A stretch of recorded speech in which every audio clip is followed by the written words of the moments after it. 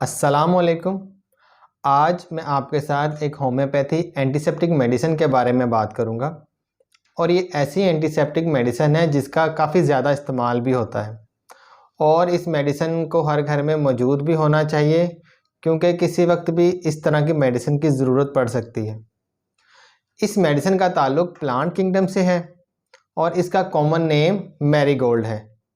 अमूमन इसको मैरीगोल्ड के नाम से जाना जाता है और इसका जो फ्लावर होता है वो येलो कलर का होता है। ये कुछ इसके बारे में मुख्तसर सी डिटेल थी और अब मैं आपको इसकी कुछ कॉमन कंडीशंस बताऊंगा कि जिसके अंदर इस मेडिसिन का इस्तेमाल भी किया जा सकता है। सबसे पहले तो जो छोटे बच्चे जिनको पैम्पर लगाया जाता है और वो रेडनेस और रैशेस का शिकार होते हैं, इन बच्चों के लिए इस मेडिसिन का एंटीसेप्टिक मेडिसिन का बहुत ही अच्छा इस्तेमाल है। और ऐसे छोटे बच्चे जो खेलकूद के दौरान चोट लगवा लेते हैं, जिल्द के ऊपर ख़राश या ज़ख़म हो जाता है, तो इस तरह के बच्चों के लिए भी इस मेडिसिन का इस्तेमाल बहुत ही मुफीद है। इसके अलावा ख़ासकर डायबिटिक पेशेंट्स, शुगर के मरीज़ चूँकि इनके ज़ख़म जल्दी ठीक नहीं हो पाते, तो इस शुगर के पेशेंट्स के लिए होम्योपैथी के अंदर इस एंटीसेप्टिक मेडिसिन का बहुत ज़्यादा इस्तेमाल करवाया जाता है। और बड़ी उम्र के अफराद, ज़ईफ़ अफराद भी इस कैटेगरी में आते हैं, उनके लिए भी ये मेडिसिन बहुत ही मुफीद है चूँकि उनका इम्यून सिस्टम इतना स्ट्रॉन्ग नहीं होता, तो उनके ज़ख्मों के लिए भी ये मेडिसिन बहुत ही अच्छी है, इफ़ेक्टिव है। इसके अलावा सी सेक्शन या किसी भी तरह की सर्जरी के बाद स्टिचेस के अंदर इन्फेक्शन या उसको साफ़ करने की ज़रूरत हो ऑपरेशन के ज़ख्म को, तो उसके लिए भी इस मेडिसिन का इस्तेमाल बहुत इफ़ेक्टिव है। दांत निकलवाने के बाद अगर उस जगह से ब्लड आ रहा है, उसके लिए भी ये इस्तेमाल की जाती है। और इसके अलावा मुंह में छाले पड़ जाएं, माउथ अल्सर में भी इस मेडिसिन का काफ़ी अच्छा इस्तेमाल है। पीरियड साइकिल के दौरान कुछ ख़वातीन को जो रैशेस हो जाते हैं, उसके लिए भी ये कैलेंडोला ऑफिशिनालिस बहुत ही इफ़ेक्टिव मेडिसिन है। होम्योपैथी के अंदर कैलेंडोला को एक बेहतरीन एंटीसेप्टिक माना जाता है। ये खुले हुए ज़ख्मों को बहुत ही जल्द और बहुत तेज़ी से ठीक करती है। डॉक्टर काशीराम अपने मटीरिया मेडिका में लिखते हैं कि अभी तक जितनी भी अद्वियात मरहम पट्टी के लिए एलोपैथी में ख़ुसूसन राइजल वक्त है, इन सब में बेहतर कैलेंडोला है। और डॉक्टर जहार लिखते हैं कि जब मैं 1849 की लड़ाई में पेरिस में था, तो मैंने बेशुमार गोलियों के ज़ख्मों को कैलेंडोला से दुरुस्त किया। यानी कि गोलियां निकालने के बाद उनके ज़ख्मों का जो उन्होंने इलाज किया है, उन्होंने कैलेंडोला ऑफिशिनालिस मेडिसिन के साथ उनके ज़ख्मों का इलाज किया। और वो कहते हैं कि इनमें किसी एक में भी ना गैंग्रीन हुआ, ना ज़ख्म पका और ना ही मवाद खून के अंदर दाखिल हुआ।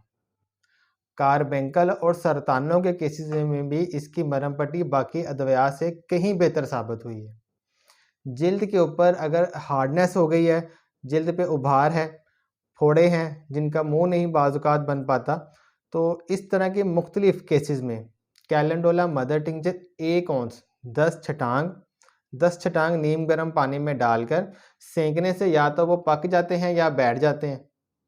इस हालत में कैलेंडोला एंटीफ्लोजेस्टिन से कहीं बेहतर काम करता है और नमूनिया में भी इसका इस्तेमाल एंटीफ्लोजेस्टिन से बाज़ वक्त बेहतर साबित हुआ है। इसके साथ जर्मनी में कैलेंडोला ऑफिशिनालिस को कैंसर की एक बेहतरीन दवा माना जाता है और कई ये इसके एक केस ऐसे रिकॉर्ड में है जो कैलेंडोला से दुरुस्त भी हुए हैं।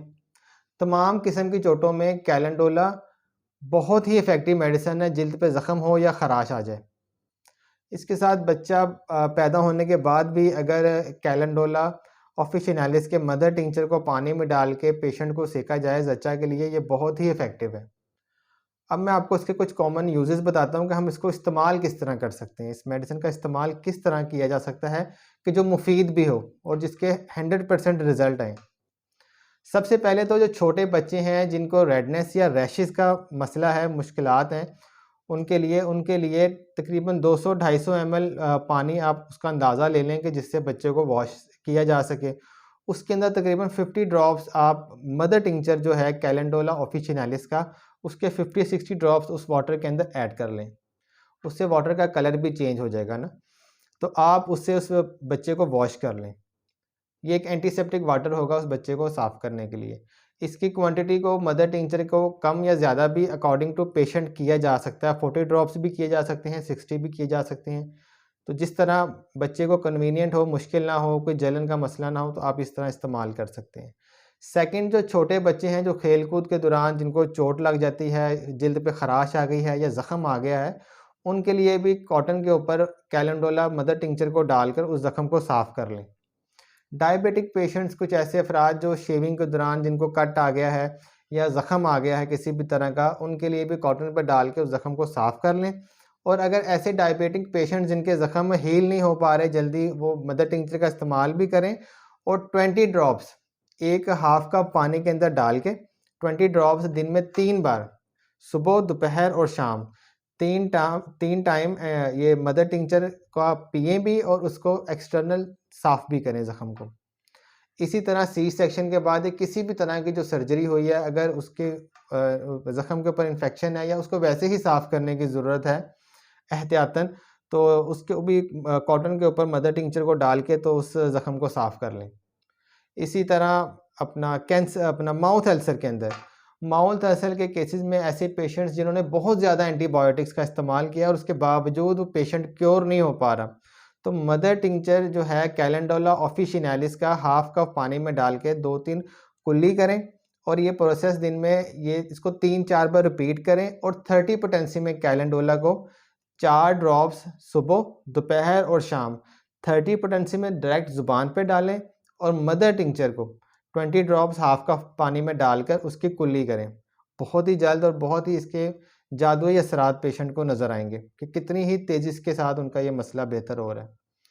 इसके अलावा अगर पीरियड साइकिल के दौरान भी रैशेज़ का प्रॉब्लम है, तो इसी तरह पानी के अंदर मदर टिंचर को ऐड करके आप वॉश कर सकते हैं जहाँ पे भी रैशेज़ आ रहे हैं। और इसके साथ दाँत निकलवाने के बाद ये बहुत ही इफ़ेक्टिव मेडिसिन है और ऐसे बहुत ही केस रिकॉर्ड में भी हैं कि दाँत निकलवाने के बाद अगर मुँह से खून जारी है और वो रुक नहीं रहा, तो कैलेंडोला ऑफिशिनालिस मदर टिंचर के ड्रॉप्स हाफ़ कप पानी में 20 टू 30 ड्रॉप्स डालकर उसकी चंद कुल्लियाँ करने से या कॉटन के ऊपर मदर टिंचर को डालकर उस ज़ख़म पे रखने से कुछ ही वक़्त में ब्लड रुक जाता है। तो ये मैंने आपको कुछ कॉमन इसके सिचुएशंस भी बताई हैं जिसके अंदर इस मेडिसिन का इस्तेमाल किया जा सकता है और कैसे इस्तेमाल करना है, वो भी चीज़ें मैंने आपको बताई हैं। इसके अलावा अगर कोई सीरियस कंडीशन है या कोई कॉम्प्लिकेशन आ गई है, कोई ऐसा कट है या कोई ऐसा ज़ख़म है कि जिसके अंदर कॉम्प्लिकेशन है, अब इन्फेक्शन बढ़ रहा है, तो उसके लिए लाज़मी आप अपने करीबी डॉक्टर के साथ कंसल्ट लाज़मी करें। Thank you so much.